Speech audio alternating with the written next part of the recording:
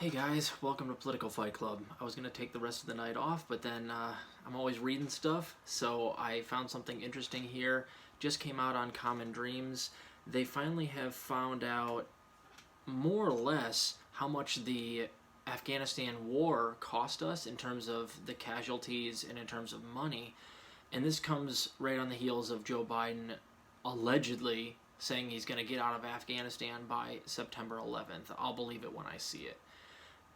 But the new numbers, according to Brown University in corroboration with Boston University, I believe that's what it was.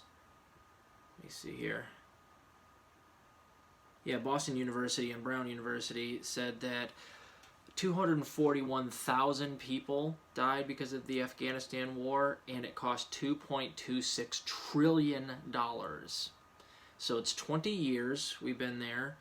And these are direct deaths attributed to the war. So this doesn't include estimations on how many people are going to die because of us destabilizing the region in the future.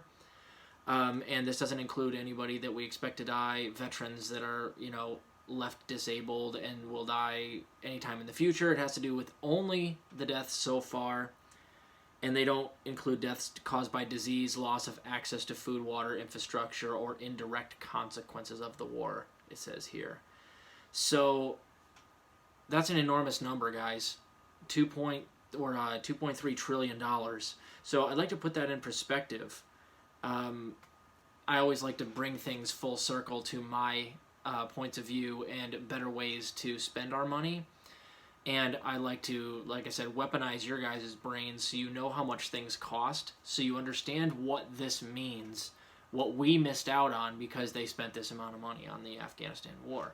So as I've advocated for numerous times on this show, we need a UBI, a universal basic income in this country, and I would love it to be $2,000 a month to every adult because we have the money to pay for it.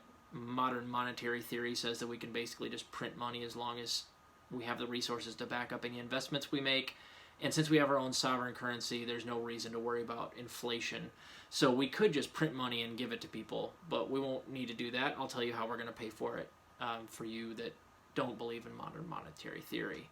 A guaranteed basic income, I've talked about in this show, costs about $220 billion a year. Now, a guaranteed basic income is a means-tested UBI that eliminates poverty because it goes based on you get a UBI as long as you're making less than 50% above the poverty line in the country.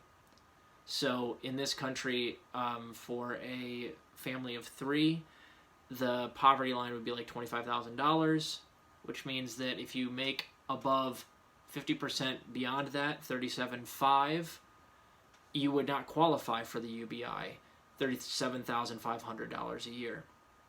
But anybody below that would qualify for a UBI, and you get more of it depending on how close you are to the poverty line or how far you are under the poverty line. So that would eliminate poverty, according to the University of Michigan, for $220 billion a year. This was $2.26 trillion over 20 years. If we had just not gone to this war, we could have paid for a guaranteed basic income that would have eliminated poverty entirely in the United States for over 11 years. 11 years. No more poverty. Just this alone. So there's numerous other things we could do too, by the way. But just to put that in perspective, we could have a UBI or a guaranteed basic income that would eliminate poverty if we just would not further engage countries. Like every time we go into a country, it costs trillions of dollars. The Iraq War, I think, is twice or three times this much. I mean, I think it's $4 trillion or something dollars that we're going to end up in the end paying for the Iraq War. Don't quote me on that, but it's more than the Afghanistan War. So this is monumental. It's stupid. We need to reduce our military budget and start putting it towards things that we need here, and we could easily do that because the budget bill's coming up with the military budget built in, and all we'd have to do is just legislate properly and cut the military budget and turn that money loose here at home. Pick what you want to do. We could do a minimum wage. They're not going to do that. They already killed it. But a guaranteed basic income, why not? You know, Biden increased our military budget 13 billion? Yeah, 740 to 753 billion. So don't tell me that we can't have a guaranteed basic income and eliminate poverty in this country. We absolutely can.